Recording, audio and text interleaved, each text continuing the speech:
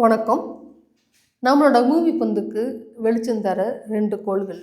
ஒன்று சூரியன், இன்னொன்று சந்திரன்.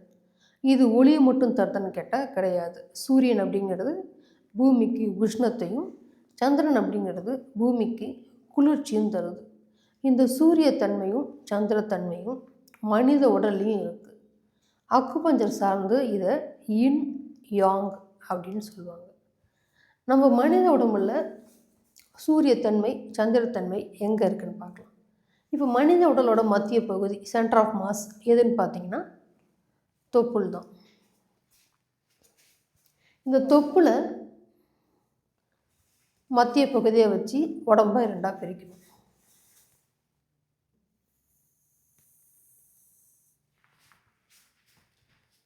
தொப்புளை மத்திய பகுதியை வச்சு உடம்பை 2ஆக பிரிக்கும்போது மேல் பகுதி உடல் கீழ்ப்பகுதி உடலாக இருக்குது.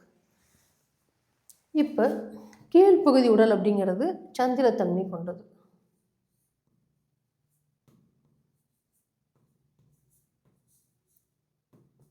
அக்குபஞ்சர் அப்படிங்கிற சித்தாந்தத்தின்படி இதை இன் அப்படின்னு சொல்லுவாங்க.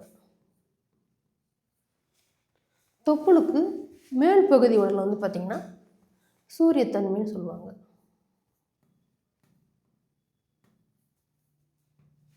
அக்குபஞ்சர் சித்தாந்தத்தின்படி இந்த உடலை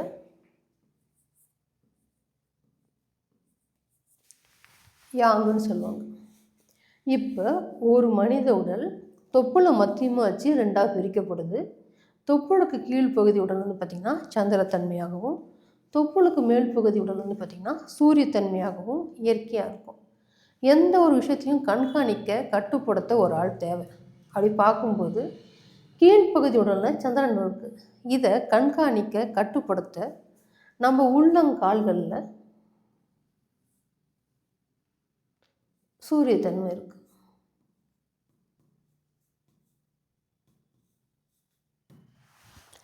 அதே மாதிரி மேல் பகுதி உடலில் இந்த சூரியனை கட்டுப்படுத்த கண்காணிக்க சந்திரத்தன்மை இருக்குது.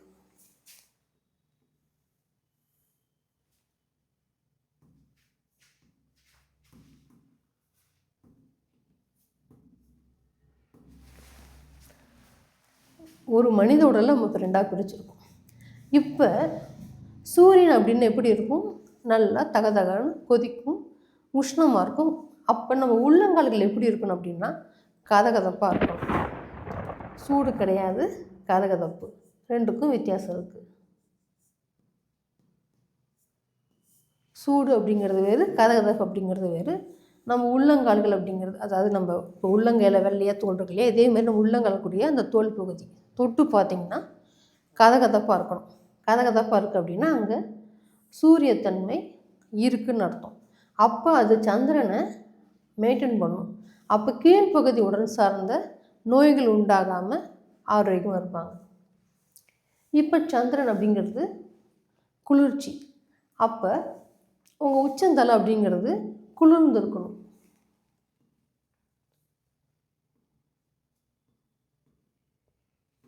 உச்சந்தலை குளிர்ந்துருக்கு அப்படின்னா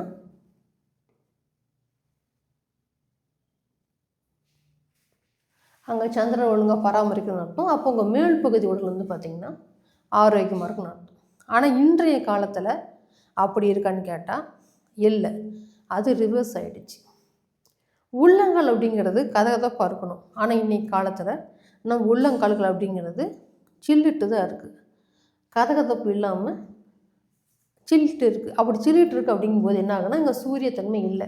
அப்போ கீழ்ப்பகுதி உடல் சார்ந்த நோய்கள் ஒருத்தவங்களுக்கு உண்டாகுது அப்படின்னா அவங்க உள்ளங்கால்களை தொட்டு பாருங்கள், கதகதப்பு இல்லாமல் சில்லிட்டு இருக்கும். அப்போ கீழ்ப்பகுதி உடலில் ஒரு நோய் உண்டாகுது, தொப்புலேருந்து கால் வரைக்கும் இருக்கக்கூடிய உடலில் ஒரு பாதிப்பு உண்டாகுதுன்னா அதுக்கு ரூட் காஸ் பார்க்கும்போது அவங்களோட உள்ளங்கால்கள்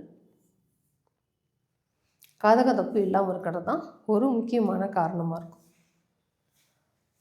இப்போ மேல் பகுதி உடல், இப்போ பெரும்பாலும் இன்றைக்கி நவீன காலத்தில் நம்ம உச்சந்தலை அப்படிங்கிறது குளிர்ச்சியாக இருக்குன்னு கேட்டால் கண்டிப்பாக கிடையாது. நம்ம உச்சந்தலைங்கிறது சூடாக தான் இருக்குது. அப்போ இங்கே சூடாக இருக்குது அப்படின்னா இங்கே சந்திரன் இல்லை, சூரியன் தான் இருக்குன்னு அர்த்தம். அப்போ மேல் பகுதி உடல் சார்ந்த பாதிப்பு உண்டாகும்னு அர்த்தம். அப்போ உள்ளங்கால்கள் கதகதப்பாக இருந்துச்சுன்னா கீழ்ப்பகுதி உடல் ஆரோக்கியமாக இருக்கும். உச்சந்தலை குளிர்ச்சியாக இருந்தால் மேல் பகுதி உடல் ஆரோக்கியமாக இருக்கும். இன்றைக்கி நவீன காலத்தில் அது அப்படியே ரிவர்ஸாக மாறிடுச்சு. குளிர்ச்சியாக இருக்க வேண்டிய உச்சந்தலை சூடாக இருக்குது, சூடாக இருக்க வேண்டிய உள்ளங்கால்கள் குளிர்ச்சியாக இருக்குது. இது ஒரு சாதாரண விஷயமா உங்களுக்கு தோணலாம், ஆனால் இதுதான் மேஜர் மிஸ்டேக். இந்த மேஜர் மிஸ்டேக்னால நிறைய பாதிப்புகள் உண்டாகுது. அப்போ ஆரோக்கியமாக இருக்க என்ன பண்ணணும்? முதல் விஷயம், உங்கள் உள்ளங்கால்கள்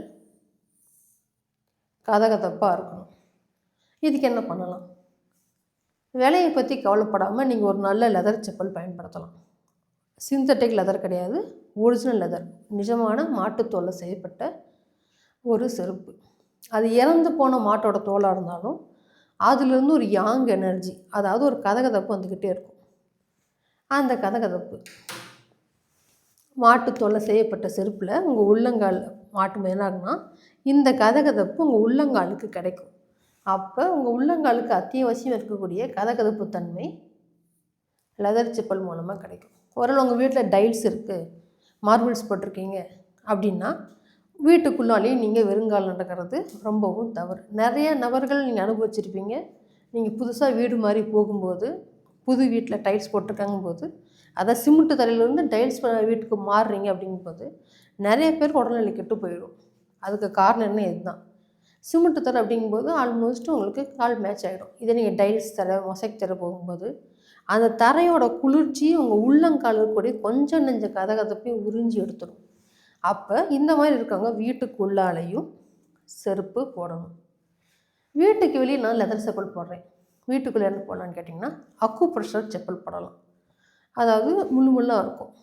அந்த செப்பல் போட்டிங்கன்னா உங்கள் உள்ளங்களுக்குடைய புள்ளிகளை, ரிஃப்ளெக்ஸாலஜி புள்ளிகளையும் தூண்டி விடும். உங்கள் டைல்ஸோட குளிர்ச்சி உங்கள் கால்களை தாக்காமலும் பாதுகாக்கும். அப்போ அடிப்படைக்கு உங்கள் உள்ளங்கால்கள் கதகதப்பாக இருக்கணும்னா வீட்டுக்கு வெளியில் நீங்கள் லெதர் செப்பலும், உங்கள் வீட்டில் டைல்ஸ் மார்பிள் இருக்குன்னா வீட்டுக்குள்ளே நீங்கள் அக்கு ப்ரெஷர் செப்பலும் பயன்படுத்துகிறீங்க அப்படின்னாலே இந்த சின்ன மாற்றத்தினால உங்கள் உள்ளங்கால்கள் கதகதப்படைஞ்சி கீழ் உடல் அப்படிங்கிறது ஆரோக்கியம் அடையும். மேற்கொண்டு நீங்கள் தேங்காய் எண்ணெய் கொண்டு உங்கள் உள்ளங்காலை நல்லா சூடு பறக்க தேய்ச்சி விடலாம். இதுவும் உங்களுக்கு உள்ளங்காலுக்கு தேவையான கதகதப்பை கொடுக்கும். இப்போ உச்சந்தலை அப்படிங்கிறது நமக்கு எப்படி இருக்குன்னா குளிர்ந்து இருக்கணும். இப்போ பெரும்பாலும் நபர்கள் என்ன பண்ணுறாங்கன்னா தலைக்கு எண்ணெய் வைக்கிறதே கிடையாது, ஸ்டைல் அப்படிங்கிற பேரில். தலைக்கு நீங்கள் ஜெல் பயன்படுத்துகிறீங்க, எண்ணெய் பயன்படுத்தாமல் இருக்கீங்கன்னா அப்படின்னா அது உங்களுக்கு ஆரோக்கிய குறைவு தான் இருக்கும். நீங்கள் தலைக்கு எண்ணெய் வைக்கும்போது என்ன ஆகுன்னா உங்கள் தலைக்கு குளிர்ச்சி உண்டாகும். அப்போ என்ன ஆகுனா மேல் பகுதி உடலில் அந்த யாங் தன்மை, சூரியத்தன்மை அதிகமாகும், பராமரிக்கப்படும். மேல் உடல் சார்ந்த நோய்கள் குணமாகும். ரொம்ப சாதாரண விஷயம். தலைக்கு எண்ணெய் வைக்கிறதுங்கிற ரொம்ப சாதாரண விஷயம் நினைக்கிறோம். ஆனால் தலைக்கு நீங்கள் எண்ணெய் வைக்கும்போது தலை அப்படிங்கிறது சூடு இல்லாமல் குளிர்ச்சி அடையுது. அப்போ மேல் பகுதி உடல் ஒழுங்காக பராமரிக்கப்படுது. ரொம்ப அதிகமான வெயிலில் போகும்போது என்ன ஆகுனா நீங்கள் உங்கள் தலை மேலே நேரடியாக உஷ்ணப்படாமல் தலைக்கவசம், தொப்பி இது மாதிரி பயன்படுத்தி தலையில் அதிகமான உஷ்ணம் நேரடியாக தாக்காமல் பாதுகாக்கணும். தலைக்கு எண்ணெய் வைக்கணும், எண்ணெய் தேய்ச்சி குளிக்கணும். இது ஒரு விஷயம் செய்யும்போது பார்த்திங்கன்னா நம்ம தலைங்கிறது குளிரும். அப்போது உங்கள் கால்களை நீங்கள் கதகதப்பாகவும் உங்கள் தலையை நீங்கள் குளிர்ச்சியாக வச்சுக்கிட்டீங்க அப்படின்னா பெரும்பாலான நோய்கள் உண்டாகாது. உண்டாகியிருந்தாலும் அது குறைய தொடங்கும். இது ஒரு சின்ன மாற்றம் தான். இந்த சின்ன மாற்றம் உங்கள் வாழ்க்கையில் மிகப்பெரிய முன்னேற்றத்தை உண்டாக்கும். நன்றி.